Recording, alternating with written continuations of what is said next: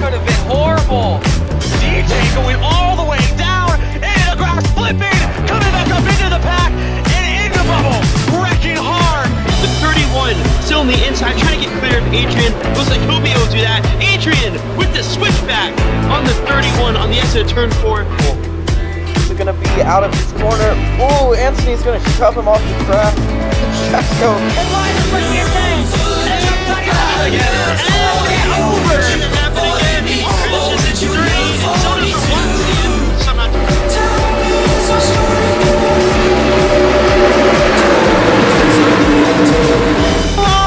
Side by side, it's gonna be Level 9 has a wreck in the back. Edges them out, KRE for the win. Off turn number 4 will win his first ever KRE race.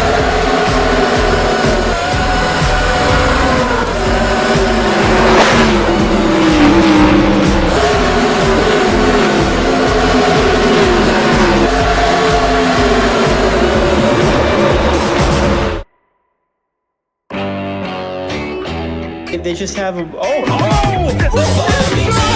Fortunately, Carmelo into the wall. Right as I was saying something about someone being in the wall. Front guy, Slanders gonna make it down and he's gonna continue. He's gonna win. Well, Carmelo side by side with him now on the turn number 2.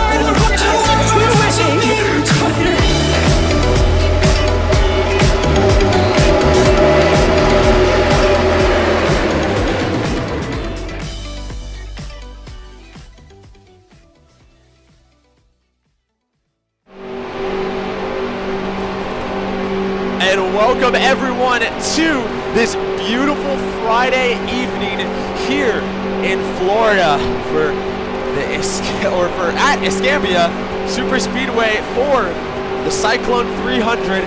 I will be your main commentator, Marcus, and I'm here joined with a little man. You'll see him coming across the line, just a little lap. But we are here today for one of the most exciting races this season. And man, it'll be crazy. 4 wide, 5 wide. You'll see everything here. So just be prepared for that. But little man, how do you feel today? I feel pretty good, pretty excited for the race. A little bit of a surprise it was going to be tonight, but cool that we get essentially a doubleheader for the weekend for Cup. Now they're back on track with their school, so we'll see Charlotte tomorrow night. But probably pretty chaotic and pretty exciting tonight, I expect. Let's hope so, but let's hope not too, because we don't want a lot of crashes, just per se. But you know, it should be a fun one. All right. Well, we await the call for. What's it called? Apologies. The start to go green. As we wait, we will give you the starting grid, and your starting grid, there is a little bit of a change from what you see on the grid, but for the most part it is the same. In first place is Corey Wilson, who is second place in points, looking to get that first place back. In second is Kimi. He is your points leader, so he is looking to keep that points lead from Corey. In third, a very shocking and surprising thing was Honey. Honey got third place. He was the second to last qualifier out.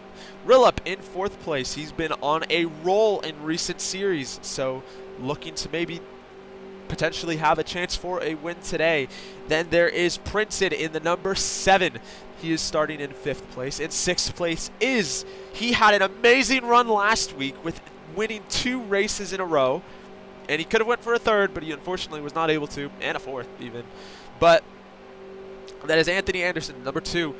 And 7th place is DJ in the number 39 Pennzoil Shell Pennzoil car, which is a little weird to see, but it's okay. Robloxian, he was my co-commentator yesterday for the Truck Series race, and he will be in the number 10. And Princeton, it looks like, is disqualified already. Unfortunate, but and behind him is Super Soldier, the number 84. You don't see him there. Dino is out on the starting grid thing that you see. Oh, drive-through penalty, it looks like. Never mind. So he's still here. Behind Super Soldier that's Chesko in the number 31. Behind him is Billy in the 22. Then there's Mice in the 51. Then there's Fard and Bubble, who had used their provisionals.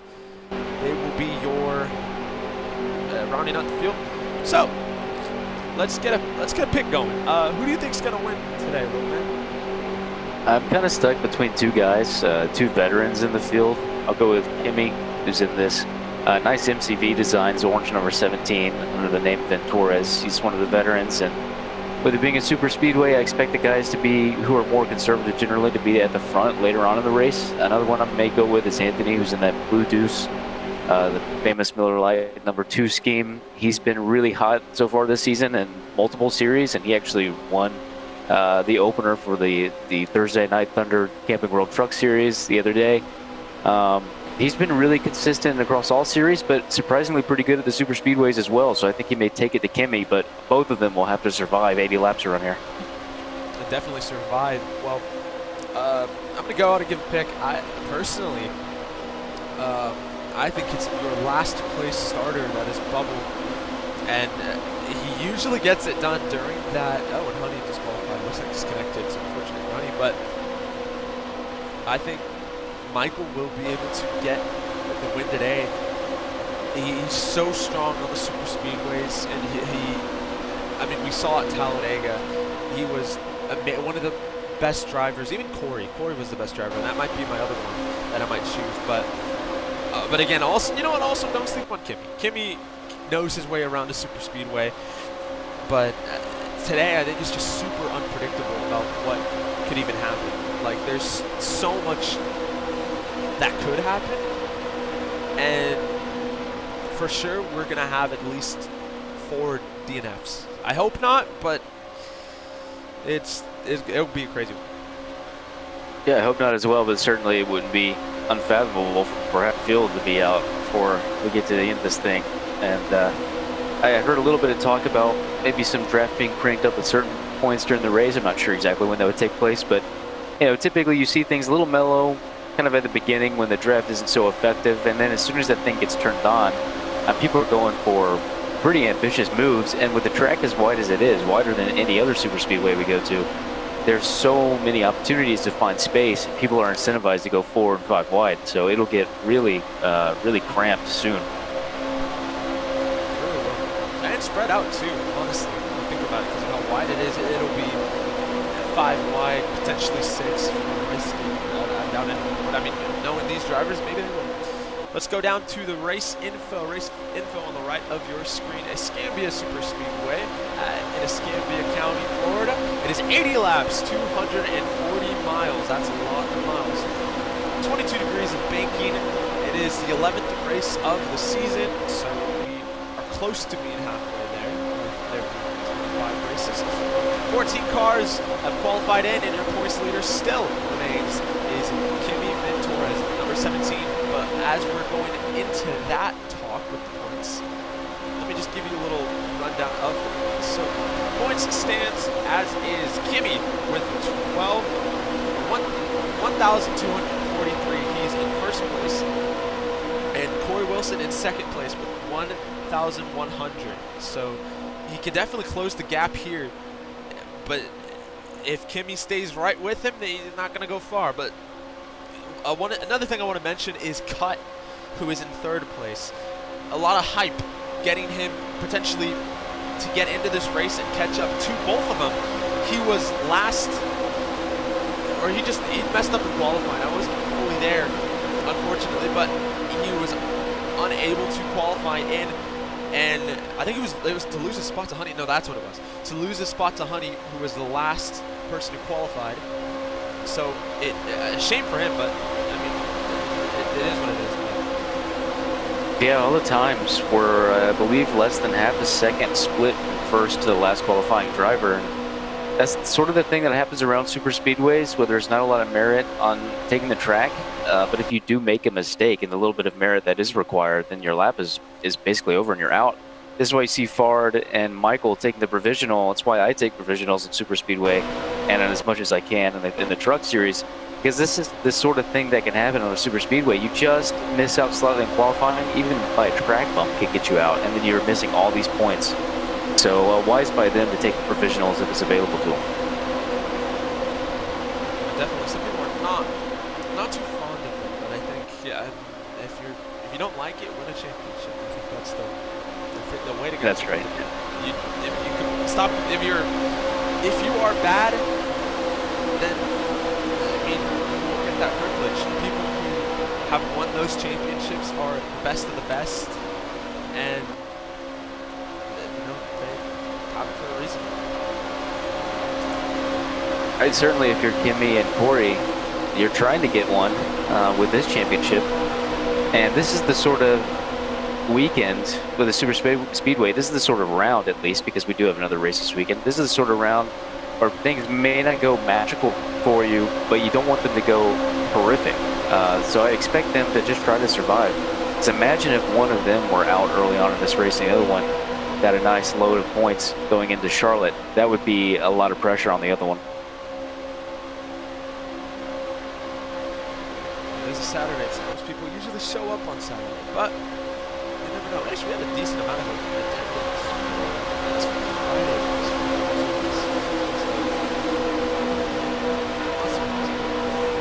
Get ready onto the huge 22-degree banking for the start of this long 88-lap race. Not really that long, but I think about 2 hours.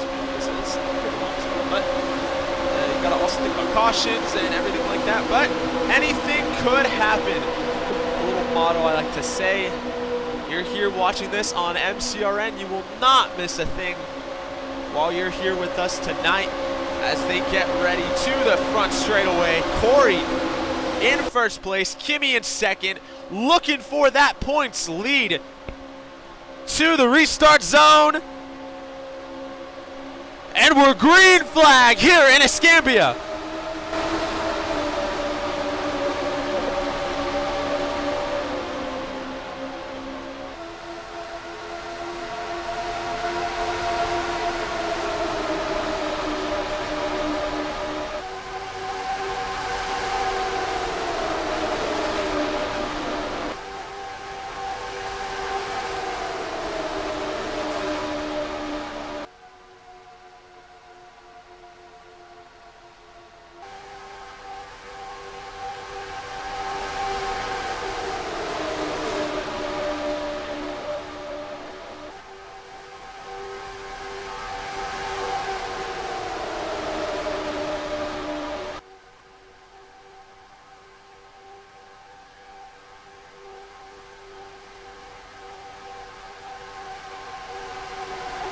And that is lap one of this very long track. You can see what people are doing. Some running that high lane.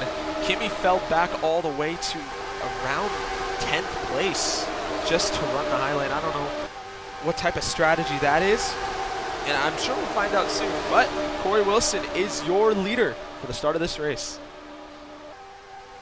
Yeah, you certainly could be trying to just stay clean out of the trouble, being in the middle of the pack, but also the top lane maybe getting a nice run. I mean, Michael was going up there with a couple other drivers in the back almost immediately and never fell off the back of the pack. And I think if they get a few guys organized up here, they might run right up to the front. Although DJ is in the wall there, he's going to fall back behind Kimi and Michael. Kimi and Michael, though, they'll work well together, and I think if they get some help, they'll be up there with Corey.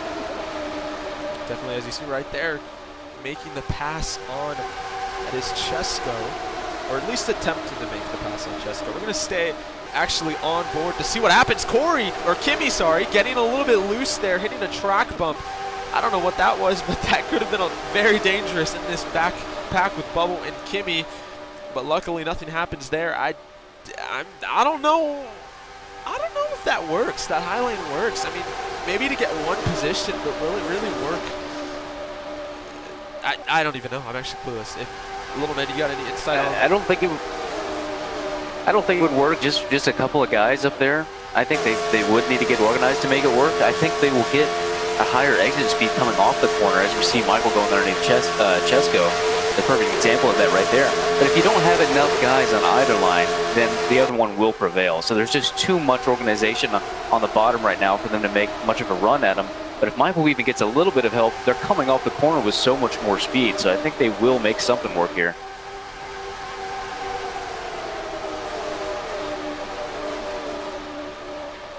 Definitely hoping for it. You can see Michael really pulling up to the back of this front line just off of the corner alone. So you can see the kind of overtaking possibilities you have when you run that hill down.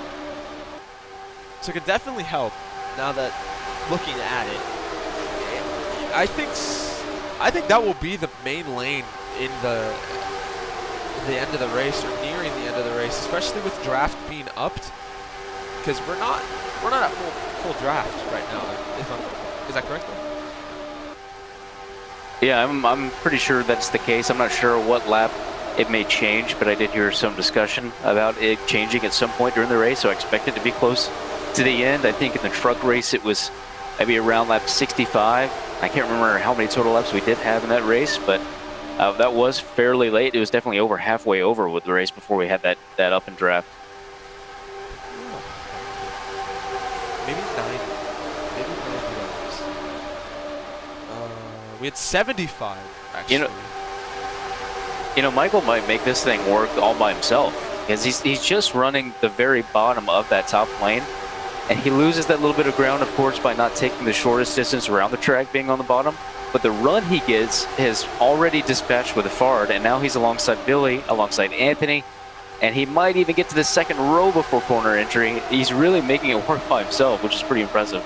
That is very impressive. Again, I said it in the beginning, that's one you should not overlook, especially for using a provision when starting in last place. We might see a bunch of more people copying that line. As we see in the back, we see Billy, I don't know who the 13 is, Kimi and DJ.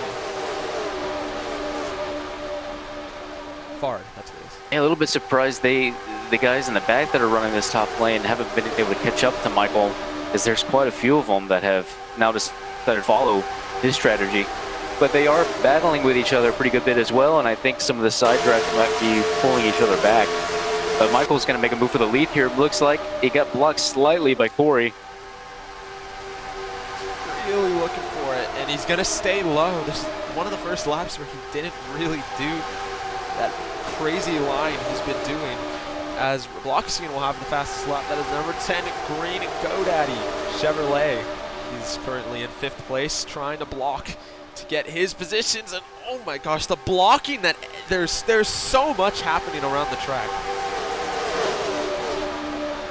Yeah, I mean, if this is, oh boy, Billy and DJ were really in a dangerous spot there in the entry of this corner. I think they were getting hooked on each other, maybe in the right rear, DJ into Billy, but they managed to keep it together.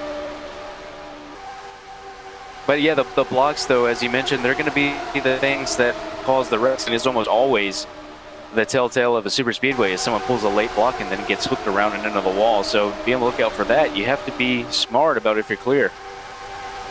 Definitely, as Kimi back to 2nd place after having that weird little, or not weird, I would say, but he was doing what Michael was doing in the back, learning that very high line. A surprise, I think, is Corey running in 1st place still, with how much people have learned already.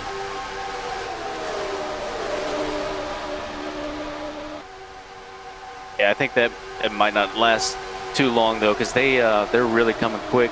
They get these good runs, but then they start to fight each other in the middle lane and such, and kind of slow each other down, and then Corey's able to hold his line. But you know, as soon as 2 people work together, I think they'll dispatch with Corey. There was a chance there, as that's Fard pushing up Kimi. We're going to see a lot of those. Yeah, see, that's... Sorry? Oh, you're fine. I was just going to say that's a great example of kind of what's keeping Corey in the lead right there. Instead of Fard pushing Anthony and maybe giving him a run around Corey, he just tried to shoot the gap between Anthony and Kimi. It's a risky move, especially early in the race, but that's the sort of thing that's keeping Corey in front right now. So You know, again, if anyone works together with each other, I think they'll get in front. But, you know, they're also probably not all that anxious to get in front because anyone's going to have a chance to win this thing at the end if it stays this way. And going back, or going, actually adding on to that with the how and what Fard did, we saw a lot of that at Talladega, where people would get these huge runs in the back, come right all the way up, and then just shove out of the way. We saw that a lot with Dim. We saw that a lot with Corey, especially Dim. Note, by the way, Dim is suspended from all series for about 2 weeks for his intentional wrecking on Blitz in the truck series. So, very, not the best thing to do. A very Kyle Busch thing to do, and honestly, that's on him. But we won't see Dim here, and I think it would have been really chaotic if we saw Dim at this track. Yeah, it definitely would. And I was in that race. I didn't see it at the time, but you kind of had an idea as soon as that caution came out for Blitz what happened. And then looking back on the clips, it was pretty egregious, and I think it was the right decision to have him sit out this race. But he's also quite a good character to have in these series, and you know, I wish you would have a little bit of a straighter head on our shoulders at times because we want him to be in the races, but obviously race control has to do what they have to do whenever you intentionally wreck people. In second place, that is Anthony Anderson pushing Corey Wilson to keep him in first place. I haven't seen him go for a move, so it looks like he's just found a partner and he's sticking with him. I don't know, I think they're pretty decent friends. I'm not 100% sure on their friendship. But they're running 1-2 currently as everyone still tries to trail them. Yeah, I don't think Anthony really has any bad blood with anybody, and he may not be the best of friends with a particular driver, but he can work well with just about anybody. And you know, it's not the worst thing to do. It's pretty wise to help out whoever's around you because you may get that push, you know, closer to the end of the race when you need it. So I mean, that is how he won in Daytona in trucks. That's how he won. And this as a similar, or well, super speedway. He has a pretty good chance if he does the same thing here. But oh, in the back! Oh! That is Billy. No damage, luckily. That was super close to a damaged car, especially with him going into the wall. Little man, any look on that? I mean, it looked like sort of the same thing I saw earlier, and it was between the same two drivers, Billy and DJ, just kind of a disagreement over how much space to give on the exit of the corner or the entry. I can't quite remember, but you know, it is a wide enough track that there may be a little bit of confusion on where someone's going to go, what line they're going to pick, and DJ and Billy haven't communicated well all race long, and that's the second incident in which Billy has come off the short end of the stick. We'll get to see if he's still in the draft or not, which I think he is, so we should still be in this. Talk about that too. You get ruined, you are most likely still in the draft after maybe 10 or 12 laps. You definitely don't want to do that during the end. And maybe the end it might be better. It might be a lot more sooner, but you'll see a bunch of people still in. No one is going to completely be out of this race, but you just got to do everything right.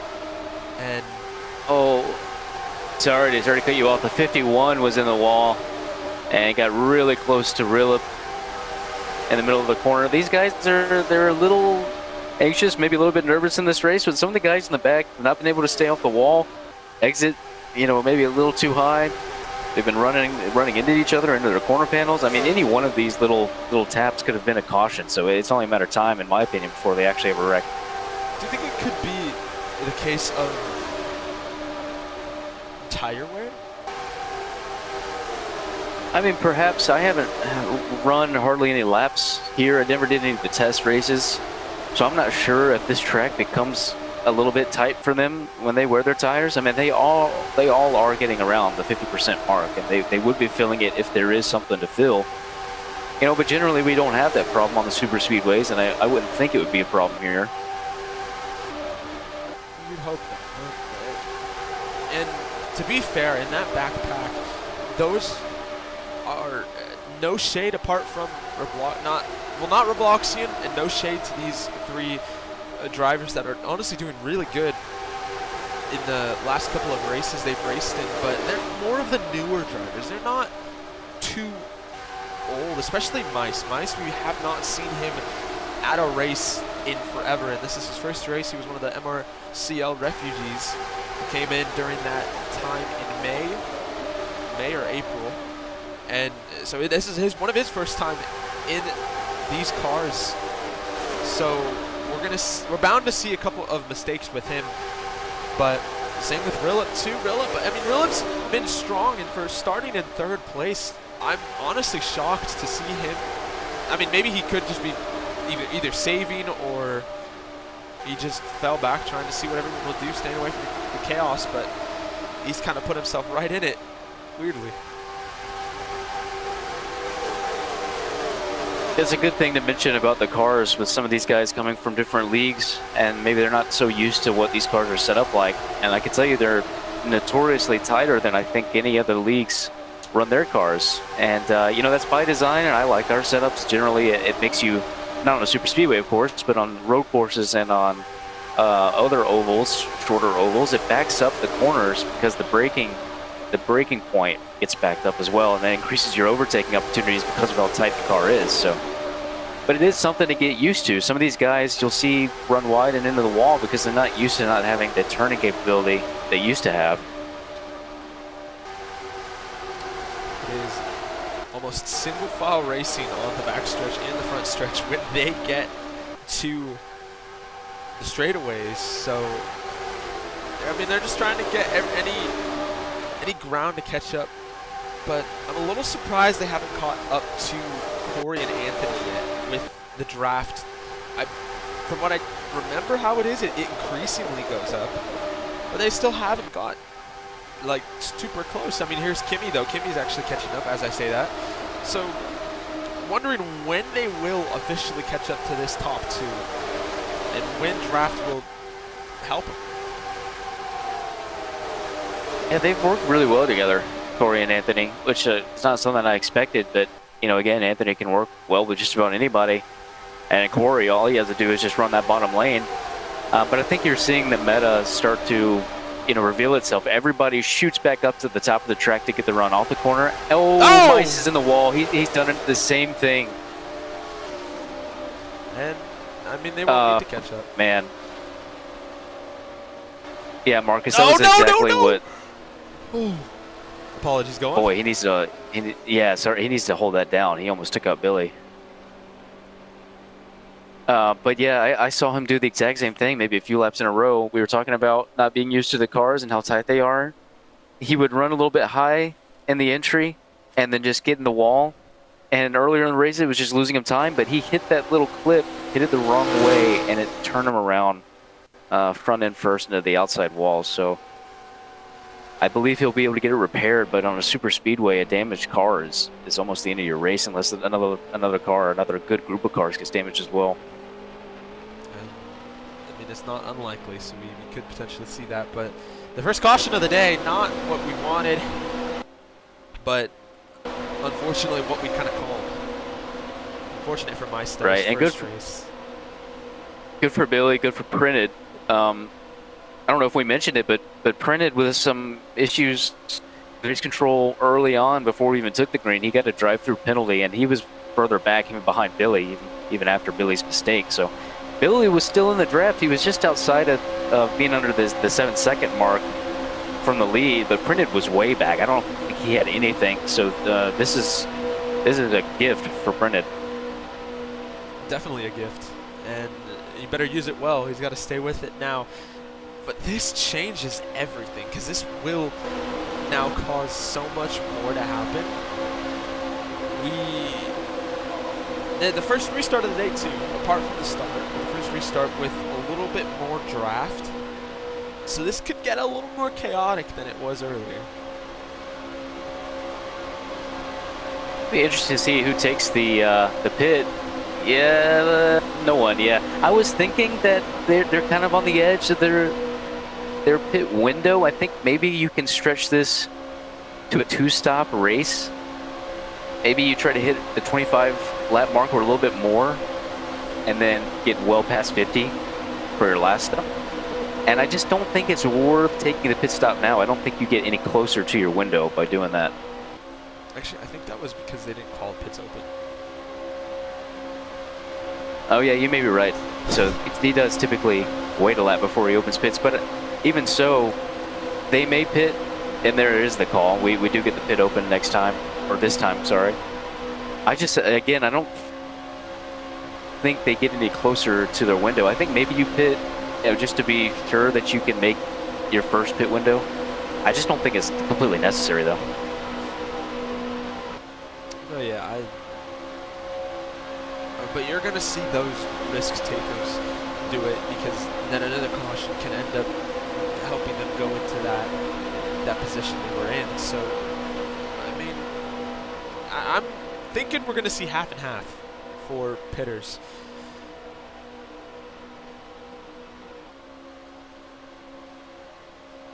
Yeah, I mean, if you're further in the back and you see everybody else pitting in front of you, I think the obvious choice is just to come in anyway. So I think if a couple people pit, I feel like just about everybody will come in, to be honest. But, you know, just to be clear about the strategy call, because it can get a little confusing. I know I don't explain it all that well, but the idea might be that you save one of your pit stops if you pit close enough to your window now under caution. But I actually don't think it's possible. We didn't get this caution late enough, I believe, to pit and save a stop. So we might still see 2 stops under green if we went green all the way from this point. What do you think fuel and tire, what do you think the pit window is? Oh, Kimi. I was thinking it would be between 25 and 30 laps, because everybody's kind of hovering just over 3 gallons, maybe to 3.5 gallons, and most people are coming in, with the exception of Kimi. I think Kimi's the only one that's not coming in. So yeah, I was thinking maybe 25 to 30, and then you get well past the 50 lap mark for your last stop.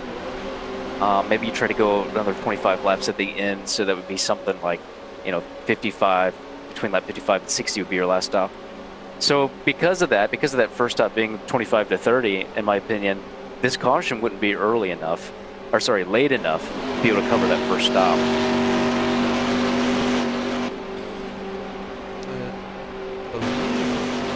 Kimi had a problem. Actually, he had this in the Truck Series race where his controller had shut off, and it looks like it happened again. So he's gonna stay going into pit road, but also new leader for the race off pit road. That is DJ. DJ will win the race off. Corey looks like he gets third. Never mind, I did not see that number 4, and of course he just comes out of there and surprises me. Michael will win the race off pit road. DJ second, Printed third, Corey fourth, and I think this is the first new leader.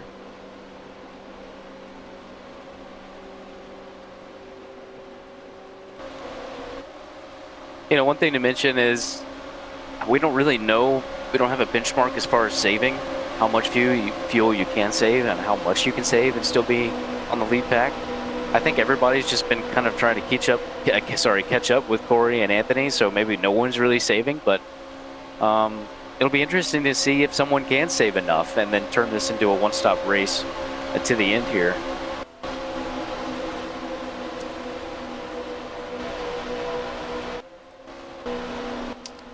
We'll see what everyone does, as we still got a lot of racing to go. Again, here on MCRN, you will not miss a thing. You will stay live. There will be no breaks, no nothing. You will see everything. And unfortunately, Chesko will have a drive-through penalty under green, so you will see that too. So, unfortunate. That's probably the worst penalty you can get. It's definitely the most bonehead penalty you can get, because we're pitting under caution. How do you do that? Now you say that. You say that like completely, like, that is like, how? Yeah, I think really it comes down to just the pit speed being lower than the actual pacing speed on track, and the guys just forget to unclick pacing and brake before they get into the that pit commit line. But you got to know that. So, and this is a free stop for everybody, and now he's going to have to serve that drive-through and be essentially in position that Printed was in as we're going green. They didn't lose that much time as we're green flag. Michael will lead. He will be your new leader. He's already beginning his high lane. No, he's not. He's going low. I think definitely the right call for him. But we'll see more moves in a second as everyone gets situated.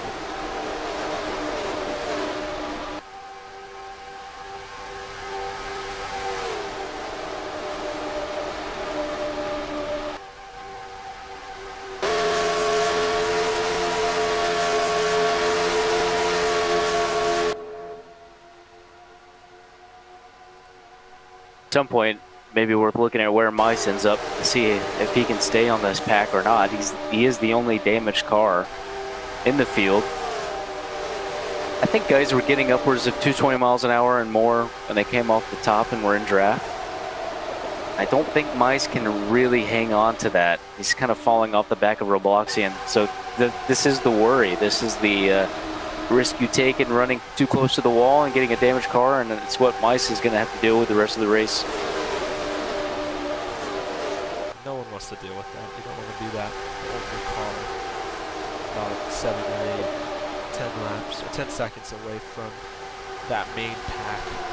And going back to the main pack, Corey Wilson up to second place, and Princeton, who was originally dead last, is up to second, just past Corey now, and Kimi actually looking for the lead now. Oh, wow, what a little switch back there from Michael. Taking that speed from the top, coming down underneath Kimi, and he's going to go back to his line right in front of him. He's got the line down now, so I don't think there's no stopping Michael until they get some little pack going to maybe push and help. But I don't know how that would work.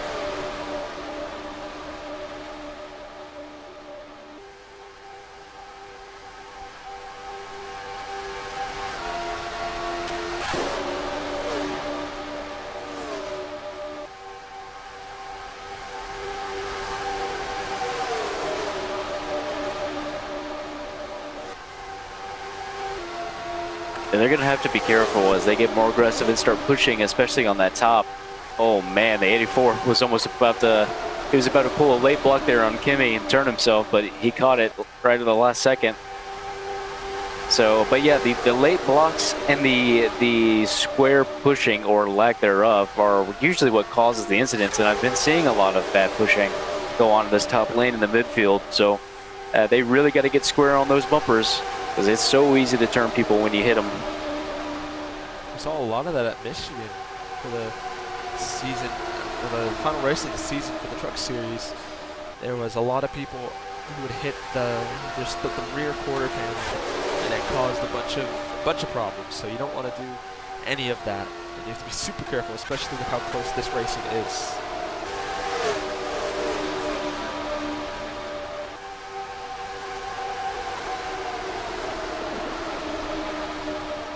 One thing to think about as you go, you run these pretty monotonous laps during a super speedway race is to consider the sort of move you might want to make close to the end for the win.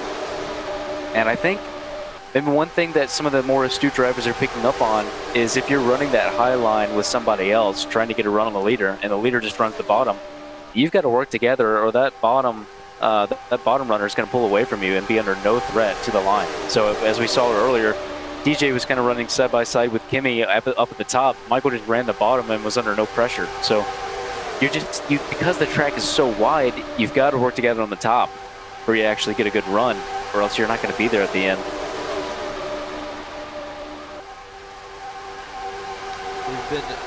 They are now closer than ever to Michael, and awaiting the moves. They are also more packed in than ever. I don't think we've seen them this packed in a little bit. So really trying to keep it clean, because it's going to get real dicey coming up to lap 30.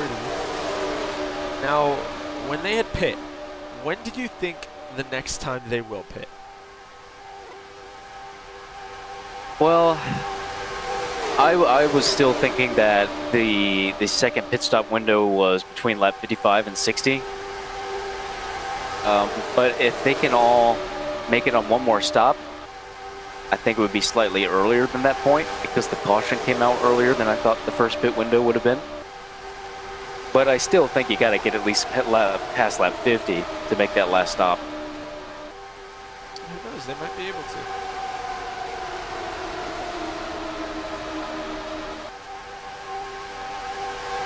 But, you know, another thing that we haven't fully seen yet and will not be able to fully see is what sort of saving you can do under a full draft package. So that was one thing that changed the complexion of the truck race, which is when that draft got turned up, you could save a lot more efficiently. As Kimi will go to the lead here, or at least try to, but Michael might have his little pass if Kimi can get the block on Michael. He's going for it. He kind of overdid it. Now they're side by side. That's Michael and Kimi. They both had a rivalry in the Truck Series race yesterday, talking a little bit of smack to each other. So that's not the last time we'll see that, as DJ will go all the way high into the wall. And that could have been a great move, but he did not execute it right. He hasn't executed a whole lot of things right so far this race, to be honest. I mean, he's been into it with Billy. He's been in the wall a couple times himself. I think he just oversins the entry, and he doesn't take a great trajectory, a great line. He tries to run the top and make a move. So he'll have to get that cleaned up, or he may be the next caution. I wouldn't be surprised if I saw that. And I think that's exactly what we saw. As you were saying, he's sending it in too much. He had a big run, he sent it in, and then he hit the wall, so it cost him. But, I mean, that's not the last time we're going to see DJ. I think he definitely still has the speed to potentially be a top 4 car, but you never know.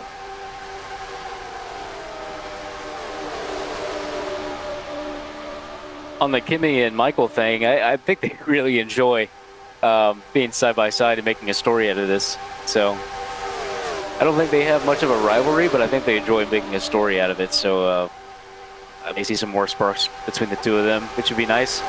I think they're two guys that can race each other pretty hard and not wreck one another. So that would be cool to see if they happen to be together at the end. Be very storybook too. And oh, Kimi going! Oh my gosh! The way it looked, that looked horrible. Oh, going up to Rillup in third place, and Kimi. And Michael makes the block, but Rillup now. Oh my! Oh, Corey! Save it! Save it! It does! Oh my goodness! God! Oh my gosh!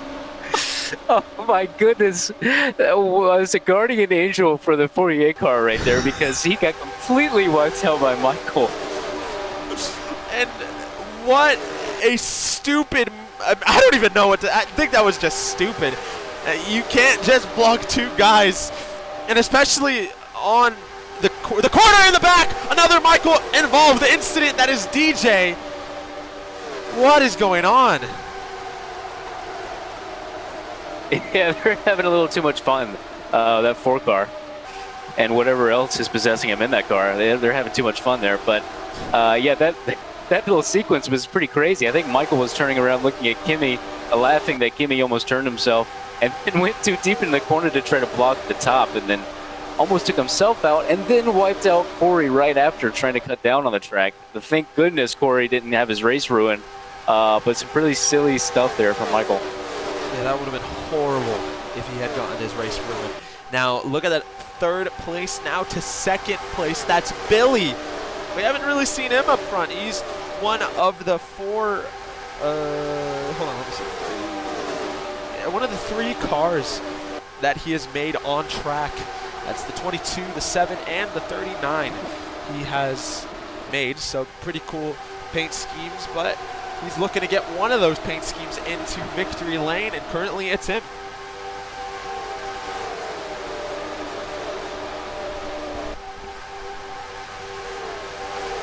Yeah, I might need to get some help with my paint schemes. I can't really make them all that well anymore. Apparently everybody else has made a profession of it. Yeah, clearly, little man. Look at your truck scheme.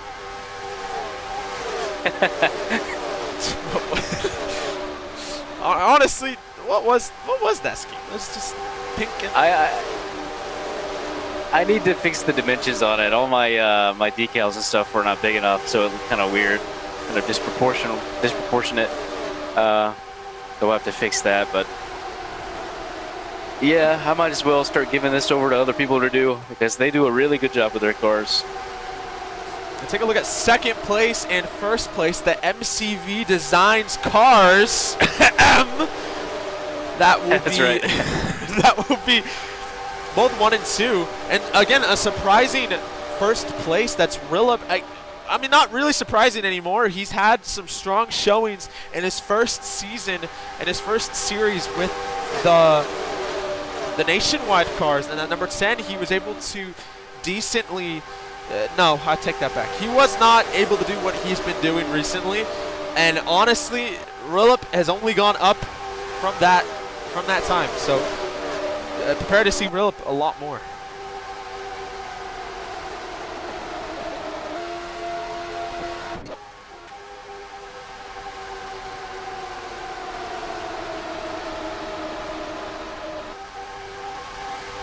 Kimi with your fastest lap as Billy goes into the wall just a little bit, running it a little too tight.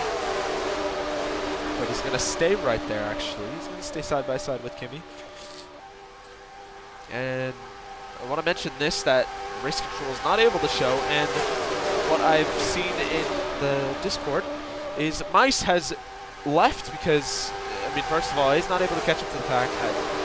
Or let me read his words. He spiked into turn 3 that last time. So what had happened, and for his caution, he turned into the wall because he lag spiked, and he just left actually just because of that. So unfortunate.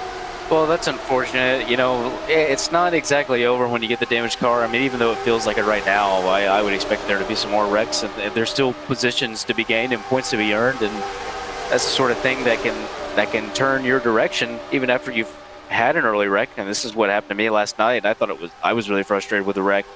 Still picked up a 4th place. There was a good amount of damaged cars to pick up positions, even if I didn't get that 4th place. So you hope people stay in the race in case something goes their direction, but it is easy to just quit because it does feel like the end of the world when you just can't stay with the sleep pack. I mean, but another thing to go on his case, I mean, it might not be too much of an excuse, but when you're in the back! Oh! Yeah. If he can just pull it down here, Yeah, there you go. very nice, and he'll be in the draft still, I think, as well. That was really nice. There was a little bit of 3 wide, I think, trying to be forced by DJ maybe in the middle of Robloxian and Corey, and Robloxian was coming up to take his line next to Corey, not expecting DJ to come there, so I think that's what was going on. But good job by Robloxian to gather her up and stay in the draft, so he'll still be in this. But just want to mention this. Just it was funny. I mean, it's not necessarily his fault, but the Bubble Michael, another one of those incidences where he's just in that. He didn't necessarily do it, but he was one of the 3 wide there. As I want to mention too, Billy tried to make the pass for first place on the Rillup. It was unsuccessful, and now Kimi will take his spot, and here comes his teammate Printed.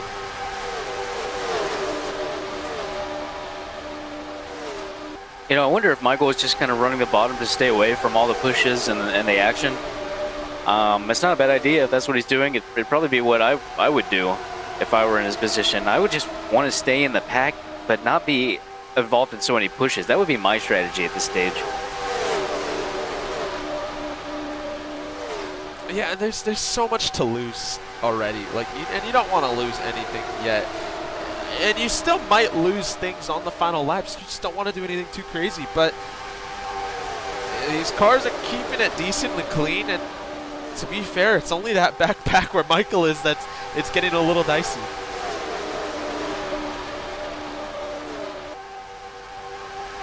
By the way, Chesko is well out of it after his drive-through, so he definitely needs a caution to bring him back into contention. But to his credit, he is still running laps back there by himself. So he's looking for that opportunity. He could be right back in the fight if someone else had a mistake.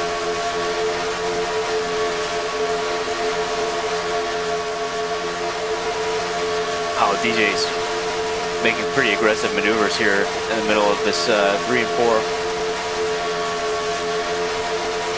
Kind of stalled out though. I think everybody else is going to swallow them up around the inside and outside with their draft.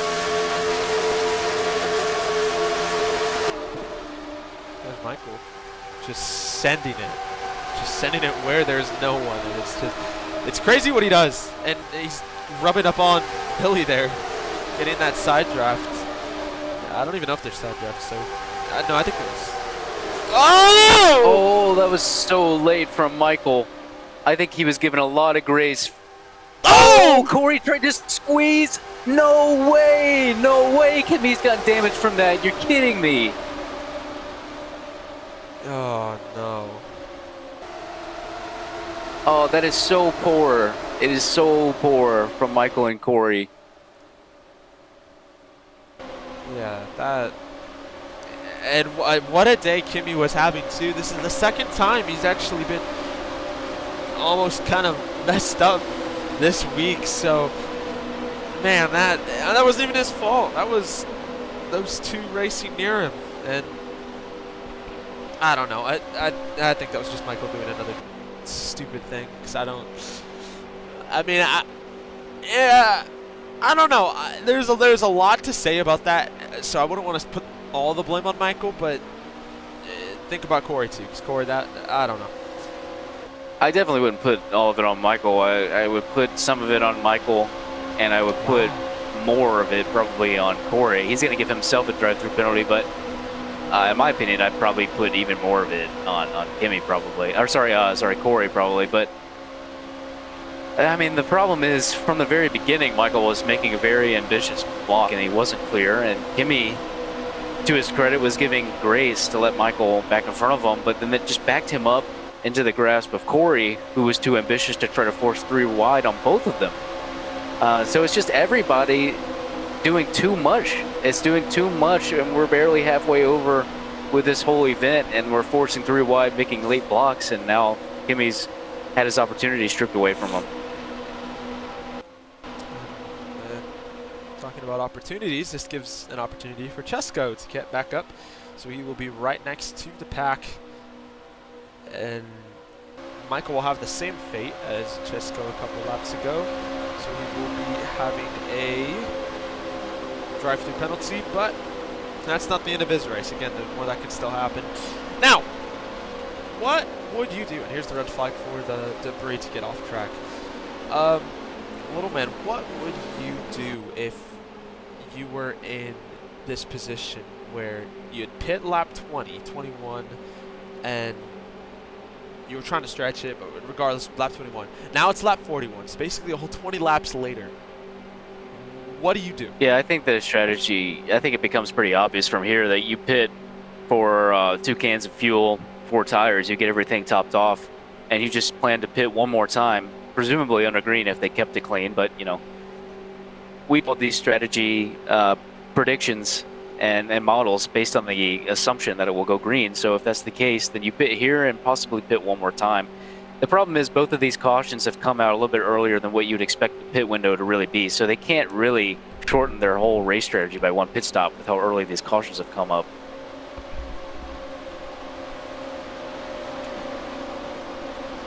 Back on the caution. We await the pits open, which they should be open. There it is. Pits are open. We'll see who comes down and who doesn't. And now that it's halfway, we'll be on break and we'll be right back. Just a little short one. You won't miss a thing.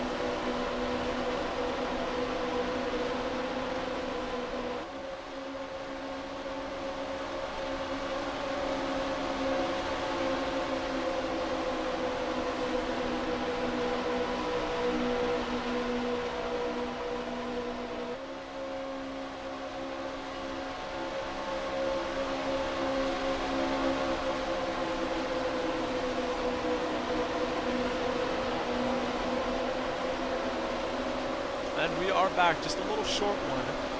And after the caution, it is your leader is Anthony, Billy in second. That is, what's his name? Super Soldier in third. Fourth is DJ. Fifth is Princeton. And sixth is Corey.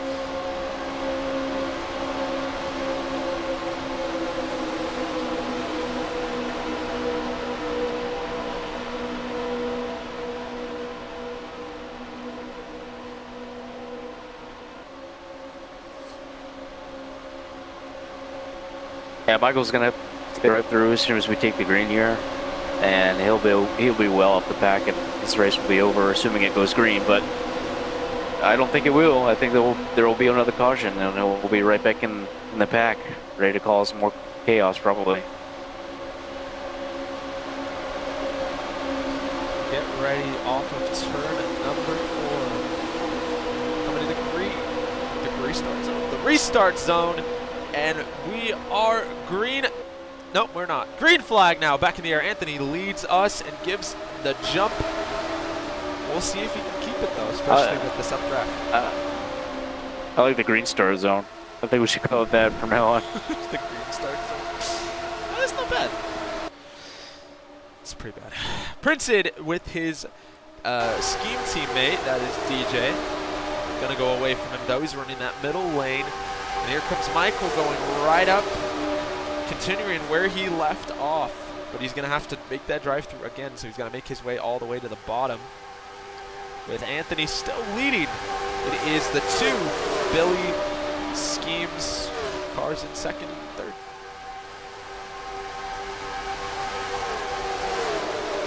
Yeah, Kimi's well off the pack, as you can see back there. He's basically done for with that damaged car, unless there's a big one that takes out a lot of other drivers that he may be able to compete with. But for now, he's just going to have to run his own race.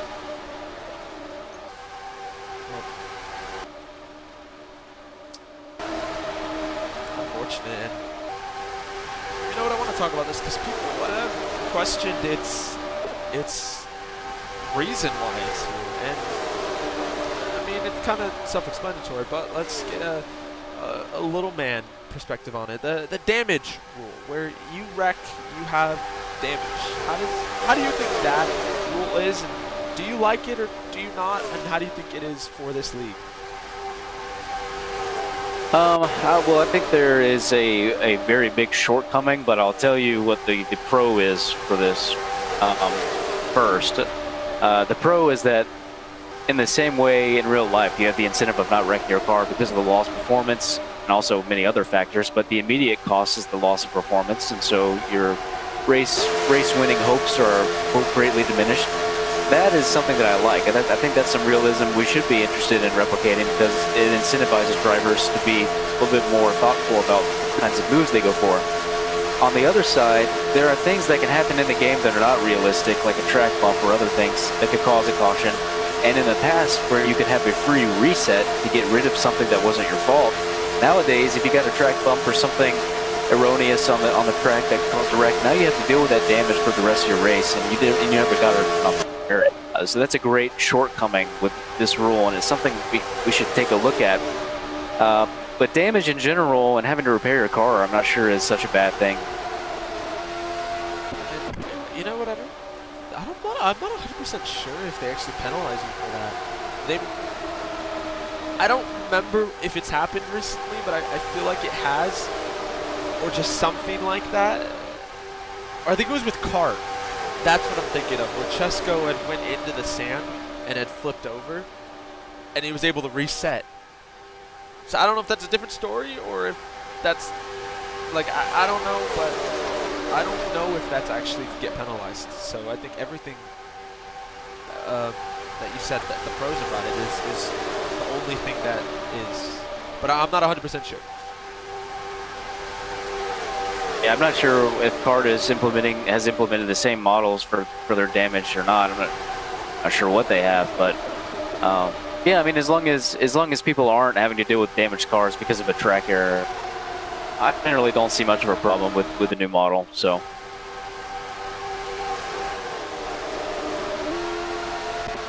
Back to the racing. A lot of moves for third and fourth place. That's Corey, Wilson, and Robloxian.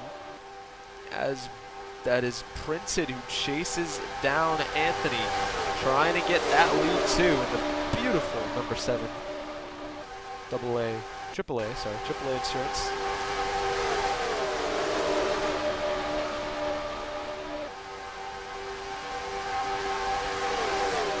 With 84, almost got turned by Robloxian there. Got a little too high. And Robloxian was there throughout the corner.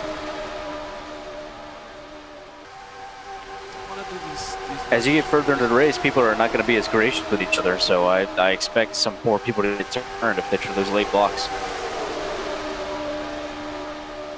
But do you think the low lane is still possibly able to be run? Because we've seen double high lane.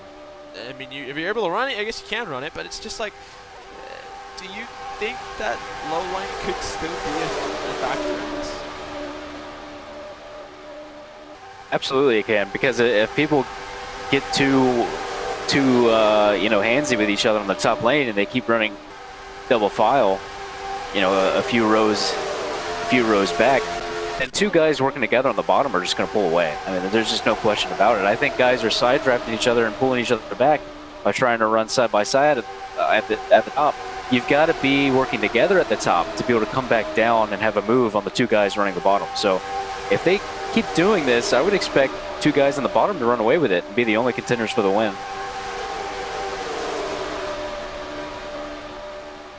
Take a look. There's Princeton trying to go not on the low lane, but middle lane technically. But he's caught up to Anthony. He's near the rear of him. He's looking to make a move. Could he make one coming off of turn number 4? We'll see here. We see another couple of drivers who drops down. That's Chesko and Super Soldier. So maybe trying that low lane. Not much help. So we'll see how much it does.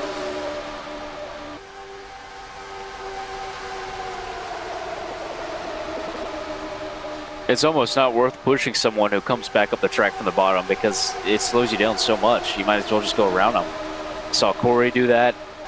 I think Fard was the one who tried to push the 84, got held up a lot, so Robloxian and DJ and Billy all went by him. It's just not great. If you come up from the bottom and try to block that top lane, you're asking to be wrecked or to slow you and somebody else down.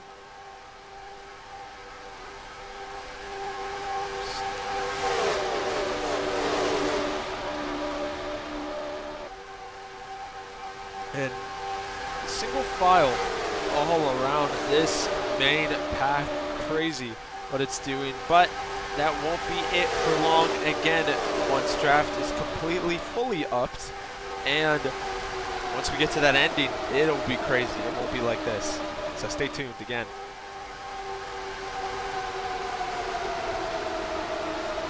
Yeah, it'll be super crazy.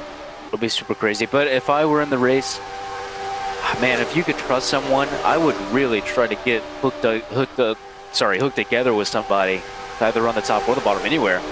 I would try to treat it like a two-car tandem that we saw in the early 2000s with the real NASCAR Cup. I think you could really make that work because when people are side drafting each other on the top, they can't deal with two people in front of them without working together. We've seen a couple of instances where there's been certain guys pushing certain guys the whole time. Again, we saw Anthony pushing Corey, so maybe that could be something. And you got the 3-car tango of Princeton, DJ, and Billy, all 3 of them. They have an opportunity to be working together too. So, I mean, a lot of things that could happen. People could help, and I think that's definitely what people need to do, especially at this type of track. Yeah. Yeah, and correction on the early 2000s. It's the early 2010s that we saw those 2-car tandems that were short-lived. But amazingly, they would kind of work here. It certainly would kind of work because people getting side by side at the top, they're taking that long way around the track, pulling each other back with the air games. You certainly can make something work, and I think a Corey and Anthony would be something to look out for. Corey might be in position to want to repay the favor to Anthony that he was paying him earlier in the race. Well, look out for this. That was 3 wide on turn number 4 and 3. That could have been crazy, especially coming off the exit. And there is a huge run for Fard. The number 13 Geico machine falls in the third.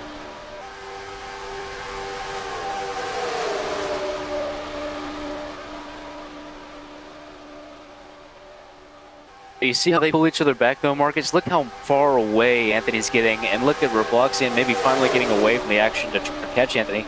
But Anthony's under no pressure, and he was just right in front of him earlier, but they've been running side by side long enough that Anthony has got quite a lead, actually.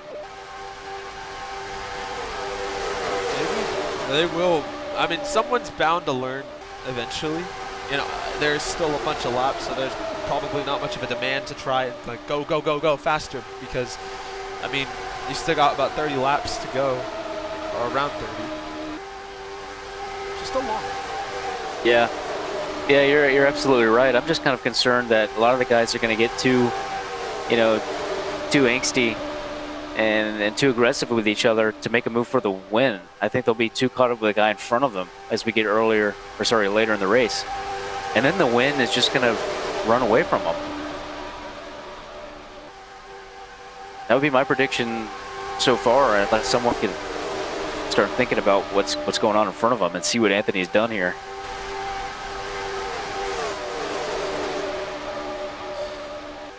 Let's take a look at the fuel. Fuel for some people. So in first place, Anthony is on 63%. Robloxian on 60%. DJ on 63, and I believe everyone is mostly around the same. Yeah, everyone's mostly around the same 60%. When Robloxian's had a lag or something. Oh! He's completely. Yeah, it's going to be a caution, and now Michael, unfortunately, is back in the race because Robloxian has had some lag or something. What had happened? I barely went onto that no, and it looks like, yeah, he disconnected. Wow, what? So he just turned dead left? Yeah, completely turned left, and they exited two and went straight through the infield and into the wall, so. Yeah, he's going to be out of it. But like I said, it kind of a little bit cheekily, Michael's going to be back in the race, and be fortunate for him, but possibly unfortunate for everybody else on the track. Because who knows what he's going to do when he gets up here. Most chaotic one is back now. And speaking of chaotic ones, tomorrow is the not really. Hold on. Let me think of the word to say.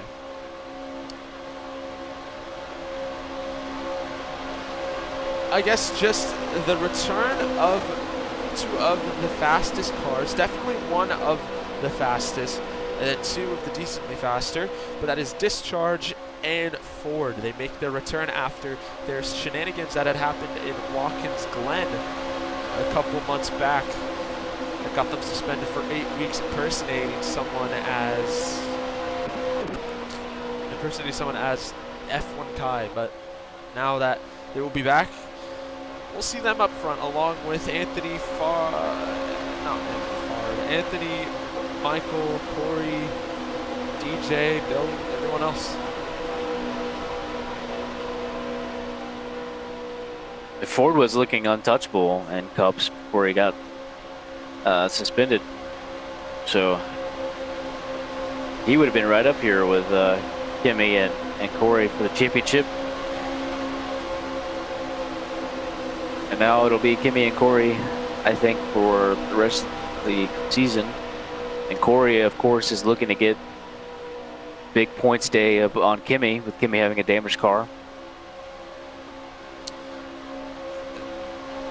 There's still so much left to race, so Kimi might be saved if anything can happen to Corey. I mean, yeah, again, he was so close with that incident that got, unfortunately, Kimi wrecked. But I also want to point out, Corey is not in game right now. So everybody's coming in except, well, I say that, Rilip and Kimi and Michael have followed Anthony to stay out. I was thinking you should basically come in no matter what. I didn't think you would lose anything to not come into the pits. But on another note, I thought maybe this pit this caution was late enough that you could pit here and then be green the rest of the way. I didn't think you'd have to pit again if you pit now. But maybe these guys' calculations have proven that wrong, and they know they will have to come back down anyway. So that would be the only reason I could believe and Anthony and Rilip would stay out. A confirmed thing. Corey Wilson has DNF'd from this race because he's completely gone. So we were saying it earlier, but now I mean, we take it back, or I take it back, unfortunately. Wow. Well, now Kimi's just got to run his race and not DNF. I mean, Corey is even worse than a DNF. I think he's a DSQ if he's disconnected. So just like that, just continuing to run your race has helped out Kimi in the end, even with a damaged car.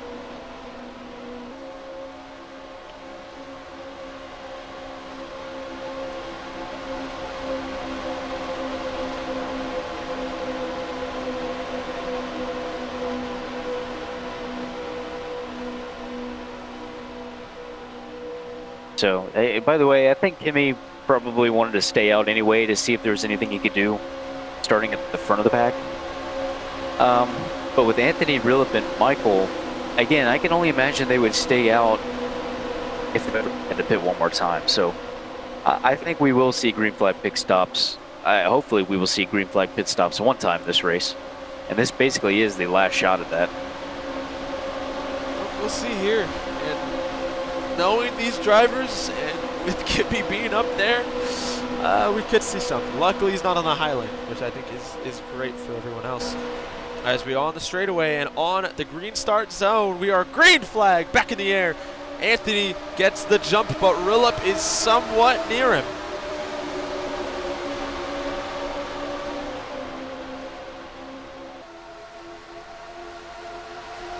Yeah, Kimi's going to go right up to the top. I think he needs as much speed as he can get, but he's just getting swallowed up, man. I don't think there's anything he's going to be able to do. And Telasti is that.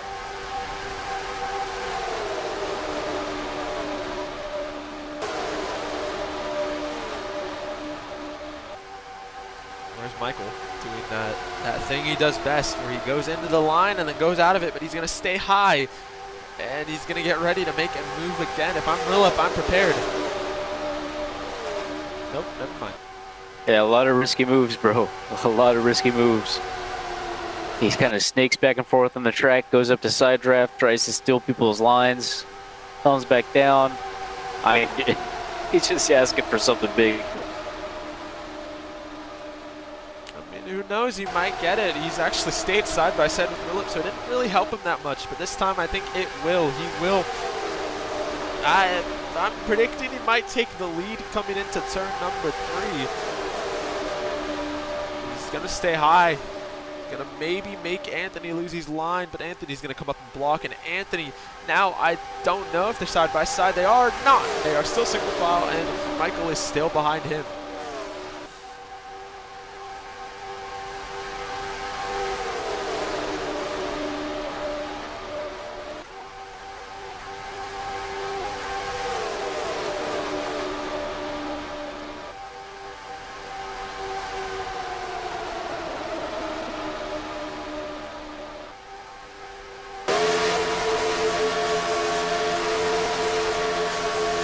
If it were at all possible to save fuel, I'd be a little bit worried for these guys. They didn't pit, but I don't see anyone trying to save.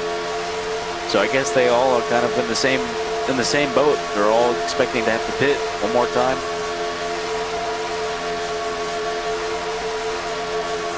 Certainly, Anthony and Michael and Rilip will have to do it earlier than everybody. They're 5.5 gallons for Anthony.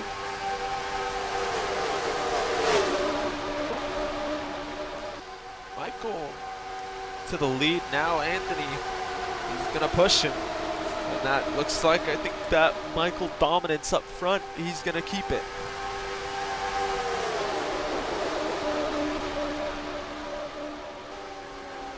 Yeah, he tried to slow that run down from both Anthony and Rilip, and it's kind of put them both into the clutches of Super Soldier. And now he's going to be 3 wide with Anthony on his top, Rilip on the bottom. So yeah, the blocking. Obviously, you want to try to block the run that's coming, but everybody kind of understands at this point that it slows down the pusher too much for them to really even want to give that push. I think people are going to be sneaking around pretty aggressively to avoid blocks. Kimi getting the blue flag, but I want to also mention Rillup is moving currently, and he's actually pitting. Yeah, he was one of the guys that stayed out, so he's taking presumably what would be his last stop, but the danger is pitting by yourself. That's the only thing I'm really worried about with Rillup right now. Assuming everyone has to pit again, he's not going to have draft when he comes back out, unless he comes back out a lap down with the rest of the field. I think he should.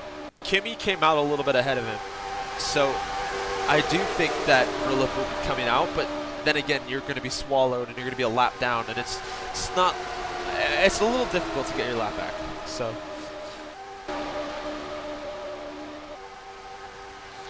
Yeah, and I wouldn't want caution coming out being a lap down either. So this is tough. Anthony, and I almost thought someone else was coming in. Anthony's missed it, dude. Anthony's completely missed it. It's not going to hurt him all that much, I think, because of how powerful the draft is. But he tried to come down and missed it. And Rillup is going to come out right in front of the lead pack. So, yeah, he'll basically, I guess, lose his lap and still being in the draft as a lap down. But again, that's kind of risky. You know, if the caution comes out and you're a lap down, isn't that just it? Haven't you just lost your lap and you have to hope that everybody pits in front of you to get your lap back? yeah, and to think that, I mean, half of the people stayed out, half the people pit, so potentially not everyone will, but you never know. Michael's going to come in this time. Wow. Everybody's coming in. So it looks like they were correct in staying out. They knew everybody had to come in anyway, so looks like Chesko and Printed, Super Soldier, and Fard are kind of the odd guys I didn't expect to go with Anthony and Michael, but there they are. It's Billy and DJ now. For Fard, it's not a lot. He took a short pit on gas tires to get out, presumably in front of everybody who came in, and he will. So they'll be a little bit spread out, but I think they'll be okay. I don't know, man. They're going to get pretty far ahead of Anthony and Michael and whoever else is back there. Printed. Anthony's still in the pit. I'm a little bit worried for Anthony now. Billy comes in the pit, so DJ's the only one out.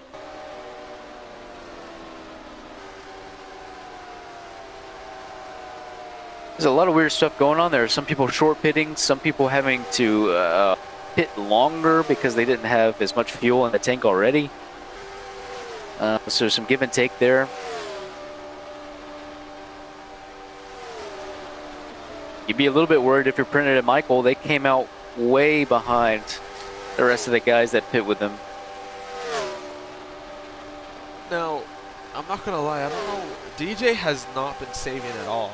And he's on 12.3 gallons, 78% tires. Is he still going to make it if he doesn't save? Or does he need to? I think you would have to save. I mean, for everybody else to have either not pitted on that last caution or now pit anyways, even after having pitted at the last caution, I think that proves to us everybody was under the understanding that they would have to pit on a green anyway. So that kind of proved my idea wrong, that you could go to the end after having pitted under caution. Maybe DJ's still trying that, but I would think he'd need to save to make it happen.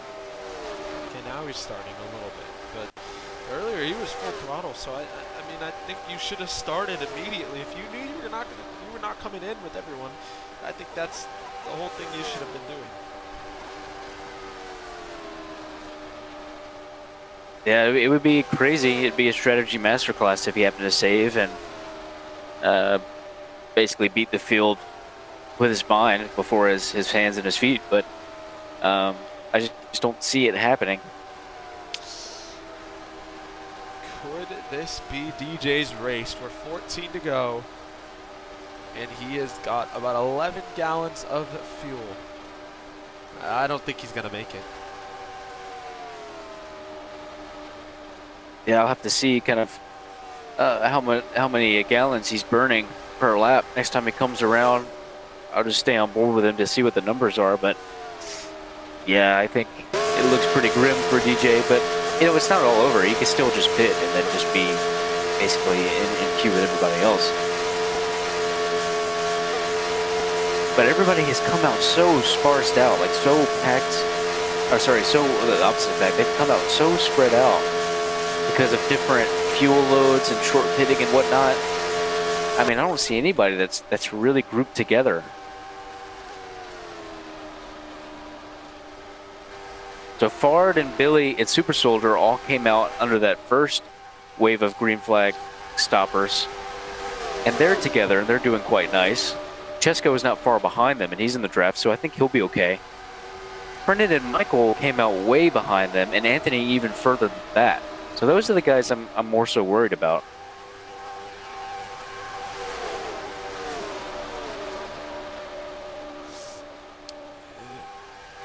Maybe we'll see. DJ, I think, would have to. He saved it about 0.8 gallons there as he crosses the line. Assuming he will, yeah, 0.8 gallons that lap, because I believe he entered the lap with 10.9. Now he's on 10.2, 10.3. So I don't know, man.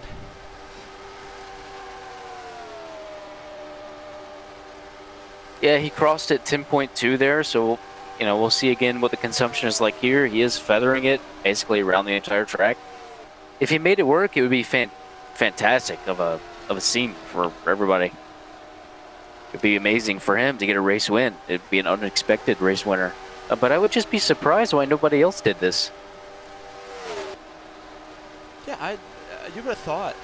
We never really have just one person. I mean, I think sometimes, occasionally, but for a thing that basically is about to hand him a win if he can get this done, no one else is doing it. And he could do it. I mean, he went from 10.2 to 9.6 on that lap, so he only consumed about 0.6 of a gallon, 0.6 of a gallon. The other worry is that Ford and Billy may be working together so well, going around the track so much faster than DJ that they would catch him anyway, even though DJ didn't come down a bit. So that's the other concern for DJ. But I think with his degree of saving right now, he could make it to the end.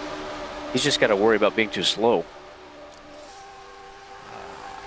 I don't think they're gaining Billy, Fard, Super Soldier, and Chesko. They might have just stayed the same. If anything, lost just a little bit. We're going to wait. So again, that's 33.3, 33.382. As they're on the back stretch and DJ is on the front stretch. DJ's still going remotely fast for trying to flutter, and I mean, it's working. And I think that's what's going to ultimately win this race for him. Yeah, and these guys aren't working that well together. They're 3 wide, man. I mean, Chesko's trying to make a move all the way up to Fard. Fard wasn't really getting much help. They're all still going consistently 220 to 230 miles an hour. And it was enough for a couple of seconds to eat into that gap on DJ, but that's not enough. That's not enough with 10 laps to go. It's really not. Take a look at this. It's and Anthony.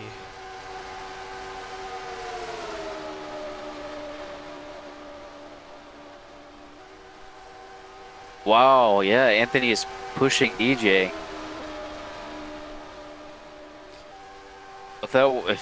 Boy, it was already looking pretty grim for the rest of the field to have a shot at DJ, but now that DJ is getting help, it's even worse for the rest of everybody.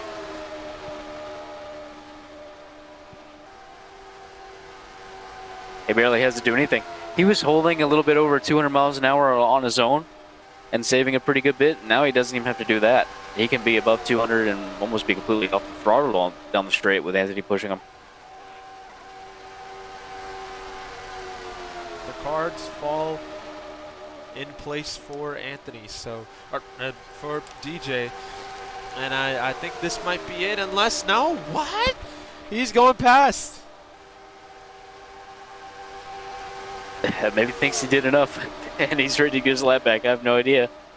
We'll see. Maybe it's better that Anthony actually passed DJ and have someone to draft on, but I doubt that. I think getting pushed was better.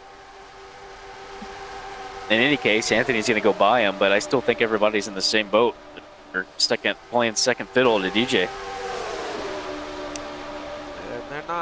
They're not getting the memo. The second place pack that's battling hard side by side, 2 rows for all 4 of the cars. So they're not doing the best at even wanting to try and catch up. They're just going for position. They might have just accepted the fate that DJ isn't going to make it.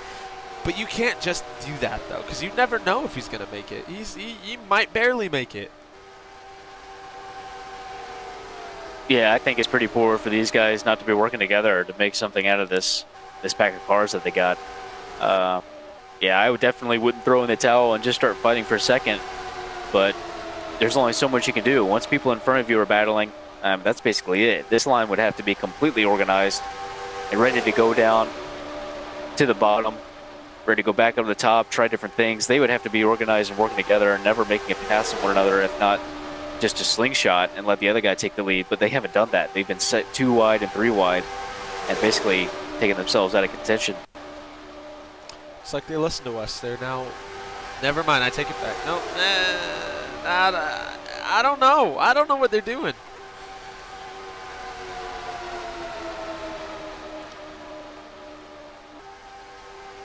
Boy, I'm just surprised nobody went with DJ on this strategy. To me, this would have been the strategy A. This would have been the first call on, not an alternate strategy. I'm not gonna lie. I don't know if he's gonna make it. I don't know. He'd have to save so much, and even then, they might be close enough to catch up. So I don't know. I would have canceled the second, third, fourth, fifth place out. I think this is still any of those cars' race. Well, if his consumption stayed anything like it was when we were watching him, I think he'd be fine. I mean, he's got over 6 gallons with 5 laps to go, and it didn't look like he was burning more than a gallon a lap. So if it stays like what we've been seeing, I think he's okay. Maybe it's just how it looks. It looks a little scary. But yeah, no, you're right. Then Yeah, I guess as it goes down, it doesn't look scary. Yeah, I think 0.9, 0.8, he'd be on it on the final lap. So I think he'd be fine. But it really depends on if second place can work together to even catch up, which they are 4 wide. Well, oh my! I went back to on board with them, and Billy's in the wall. So yeah, that's not gonna help anybody. And these are the more younger drivers. Ford was a Ford's development driver, and so not too young anymore. But I think this is just kind of rookie mistakes. I don't think you should be doing this.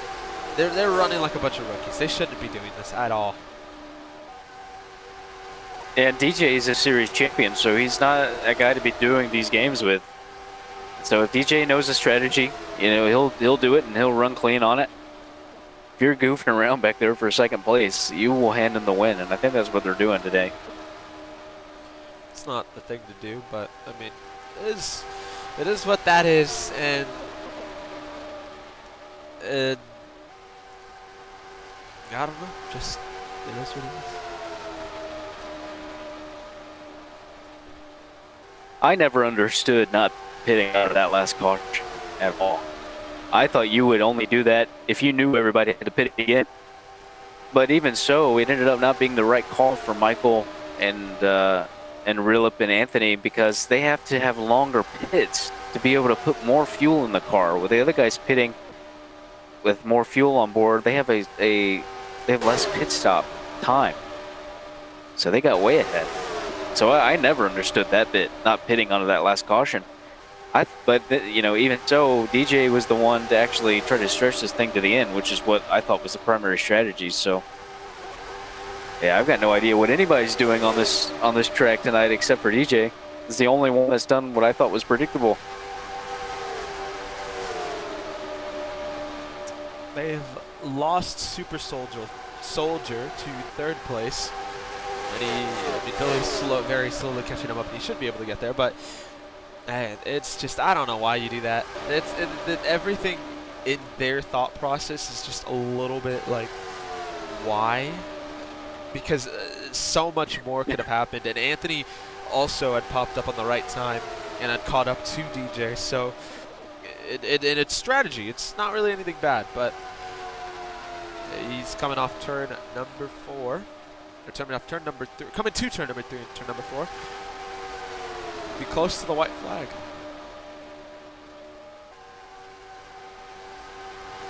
It's not to take anything away from DJ, but I think that he's done the obvious and it's turned into the genius because of everybody else having a lack of thinking. The white flag will hit for DJ as he has to go around one more lap in this 22-degree banking, and we're actually going to take a look at this battle for second place. Brewing up currently as they hit the white flag. It's side by side for Super Soldier and Chesko. They have pulled away from Billy and Fard. Super Soldier was not originally supposed to be in, but with a protest of lag during his qualifying lap, he was able to get in, and I believe coming off of turn number 4, DJ on the long straightaway, the very wide straightaway, he will come off, and with an amazing, genius strategy, he will win at Escambia and going back to second place. Super Soldier trying to chase down Chesko. He's looking to make the move. Could he do it? He doesn't have enough. He cannot. He does not. But for third place. Oh my God! Never mind. He almost did. Holy! But Chesko gets second. Super Soldier third. And that's all of that. And now the battle for 6th, and it is very close. I have no clue who that is. Either Princeton or Michael. Side-by-side photo finish. Rillup will get 8th. Anthony 9th, Kimi 10th, and that will be the race, the Cyclone 300 at Escambia.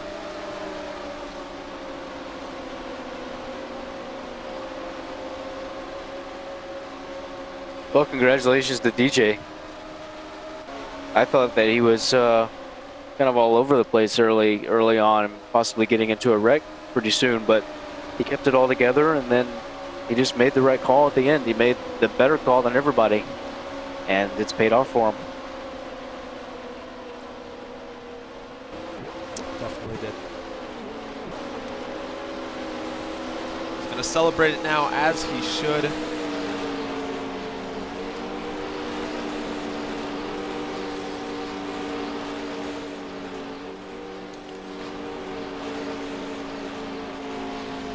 A bad day for Kimi. Ended up being a bit of a championship extension over Corey. So damage limitation for Kimi, but he'll retain the championship lead, I think, and yeah, he'll be the one to catch moving into Charlotte tomorrow. Good on him, though. I mean, you thought it was going to be a bad day, and it turned out to be an amazing one. Or at least not an amazing, I want to say amazing, but it was better than what could have happened, and I think that was the best thing for Kimi. Regardless of that that 10th place finish, he will still have more points than Corey coming into Charlotte tomorrow. But good job for him. Yeah, that's the power of giving up on the race. He very well could have disconnected, and it turned into, maybe a points day for Corey, or if anything, just net 0 gain. But he ended up extending the lead a little bit, so good for him. We'll wait everyone to join.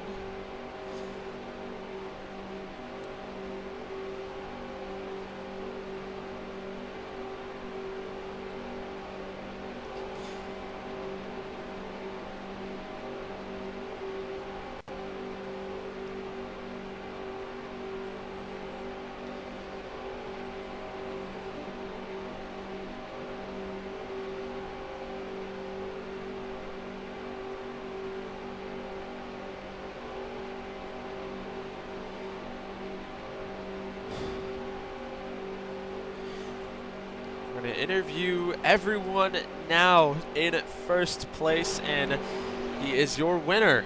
That is DJ. DJ, how do you feel? You know, I feel pretty good. I kind of like during that last caution, Michael was telling everyone, "Oh, I don't think you'd be able to save to the end if you pit now." But I was looking at my fuel. I was looking at, you know, the first 2 stints because I was trying to figure out fuel, and I was like, I could probably make it if I save a bit. And, you know, that's exactly what I did. I didn't tell anyone. I told Billy, you know, stay out with me, you know. Also, huge shout out to Billy. He designed this amazing scheme. You know, he's awesome. I love you, Billy. You know, huge shout out to him. He designed the scheme. But it's my first win in a Cup Series in, I think, a year. It's been a while.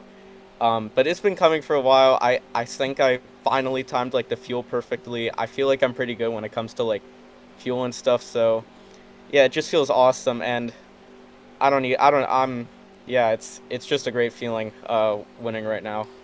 Definitely. Little man, you have anything to say? I would just say, you know, good call on the strategy. Honestly, I thought it was the obvious call. I expected more people to try that, pit on the last caution and go to the end. So I was surprised no one else took the call that you did. But, you know, good job anyway doing the right strategy at the end. Early on in the race, I thought maybe there was like a lot of collisions. I thought maybe you would reckon. So was it tight entering the corner if you were not at the very top, or maybe were you getting hit around by some of the other drivers? Can you talk about how close you may have been to having a wreck pretty early on?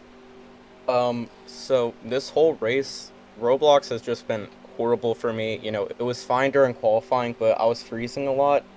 It was like not freezing, but like a lot of jitters. So there was like one time where I jittered and then I made contact with Michael, but I should have got a warning for that, but I didn't.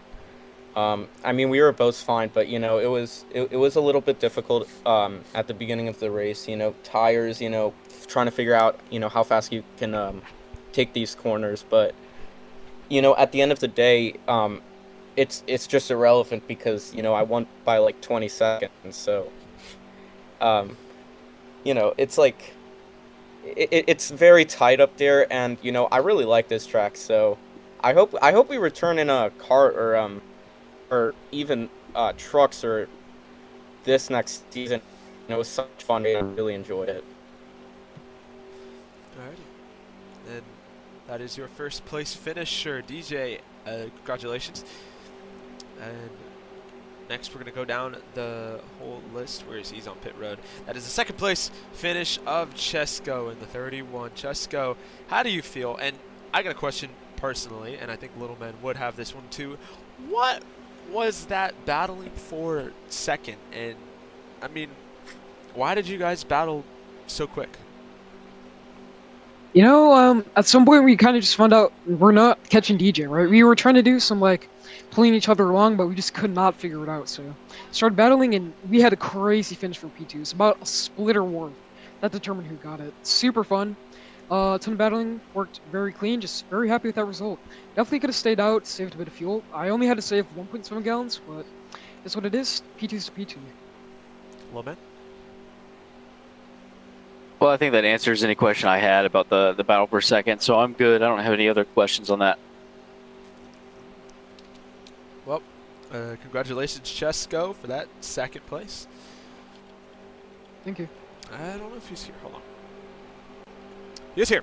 That's third place. That is Super Soldier. And how do you feel? Again, you had a issue in qualifying, but you were able to redo it, and you got in. But decent race in P3. So how do you feel? Hey, I'll say this for my Cup Series debut. I'll take a third place top 3, man. So I'm pretty excited about that. It was a great race. Great track, love the race, love the setup. Yeah, I had that incident with the qualifying with my Ethernet cable. Kind of disconnected me and reconnected mid-qualifying, and it, like, I don't know, threw me off. So I got the chance to re-qualify, get back into the race, and thankfully had a good finish. Luckily. Loman? Well, I would just ask, as a new driver in the series, what do you think of how the cars are handling and what the etiquette is like driving with the rest of the guys in the field? And I guess I'm just asking, what is your overall assessment of the experience, and do you think you could become a regular in the series? Most people are pretty chill, and racing them is usually pretty clean. There's certain guys, they know who they are. He probably, if he's listening, he knows who I'm talking about, who kind of just don't have any respect for anybody else and just kind of rough you up if you try to, work with them, go in the corner with them, any of that. Yeah, it's just no respect given, and that's okay. I mean, it's just how some people want to race. I don't have a problem with that. It's fun. It makes things interesting. I'm a I'm a big guy on giving the fans something to watch, I suppose. But to your question, yeah, I mean, I intend to make as many races as I can. I work full time, and I've been taking college classes, so as much as I can. Righty. Good job on that P3, especially for the debut. But we're gonna go to fourth place now, and that is Billy. Billy, how do you feel? Yeah, really good race here for Team Penske, and congrats to DJ for that race win. I still have reason to strategy there, but I didn't really trust it. I think he was going crazy, but it worked out, and yeah, it was an amazing strategy there. So just congrats to him. Really difficult race here. I love this track. It's so fun to drive. It's like over slingshot every single lap. It's so fun. Lot of contacts though, but yeah, I really enjoyed it, and I really hope we race here again next season. Very, and Lemon? I don't think I have any questions for Billy, but congrats on the race. I think you were one of the more fun drivers to watch, and I think in general, I've enjoyed racing with you in the other series and enjoy commentating and watching you race. So good job. Thank you. Alrighty, and Billy. That is Billy, fourth place finish, and behind him, fifth place, that is Fard. Does Fard speak? Is he even here? He's not even here, but he's in game. Alright, so not Fard. Then it is... I actually have not a clue. Hold on, I'm looking. I'm gonna go Printed. He's here. Yep, Printed. So, I'm gonna say sixth place unofficially. Again, not posted results. I think so, but sixth place. You ran a decent race, and you could have been there, but again, the pit strategy things all messed up. How do you feel? I mean, it's a good finish, but yeah, Bubble. I had a really nice battle with him in the final laps. Roughed me up to the line that beat me to P6, but I mean, I'll take it. It got really unlucky with that drive-through at the start of the race. Thought I was gonna be there for, I don't know, probably a bit, but I mean, every race I've attended, I've been there midfield, sometimes in the front. But I mean, yeah, good race from drive-through the back, and yeah, hopefully more to come in the future. Definitely not to sell yourself short on that. Great race, Little Man. Yeah, good race. I guess the only question I have is about that last pit stop. I thought that, given you had pit under the caution before, correct me if I'm wrong, but I think you were one of the ones that pit during that last caution. I figured you would come out around where Chesko and Billy were, but you ended up coming out around where Michael was. Can you help explain that? Maybe you took too much fuel and tires than you needed, or what did you think? Actually, yeah, that was also another problem I should have got to. Just entering the pit box didn't really work for me. I had to reverse and go forward again. Just ruined my race a ton. So, I mean, I'm disappointed about that, but still, yeah, finished the race, so that's all I really care about. And at least you did, and good job on at least surviving. We're gonna go over to P6 or 7. Until, unless he confirms it, that is Michael. Michael, you ran a crazy race, very chaotic, but you ended up, I mean, not getting the result you wanted. I think you could have get a lot stronger, but problems had occurred, things happened. How do you feel?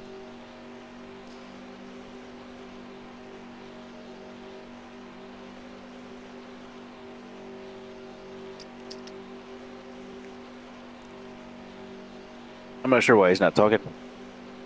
He's right behind me.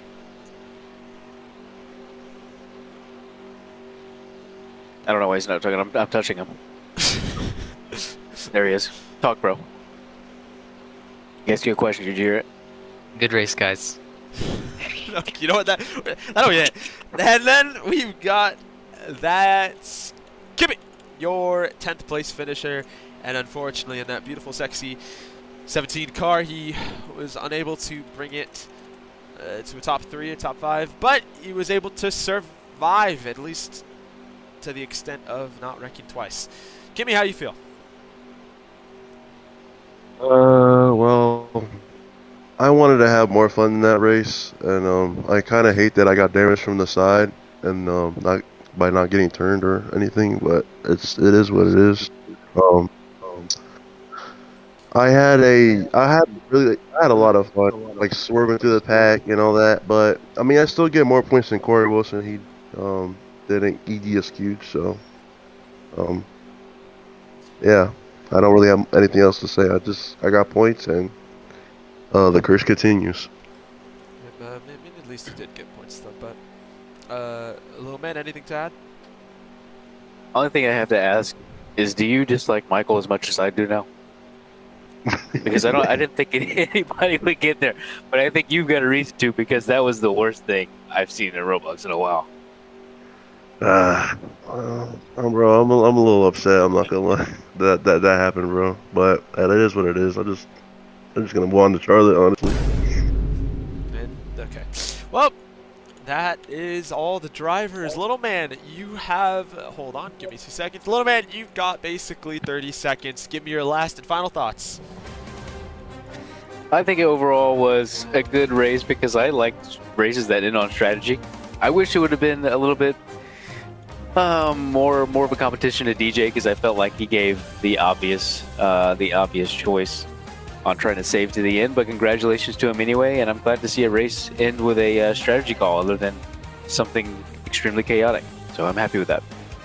Definitely, and I love the booth. I love doing this with you. It's great to have you here with MCRN, and again, MCRN will see you tomorrow for the Coca-Cola 600 for Bubbles Cup. Yo, wait. Yo, hold on. I'm doing the outro. What do you have to say? Kimi, tell them the news. Alright, guys. Breaking news, new series. Formula One is returning to KRE in the near future. Yeah. Well, there y'all have it. Open wheel racing number 2's coming back, a very anticipated series. And as I was continuing, that will be it for the Cyclone 300.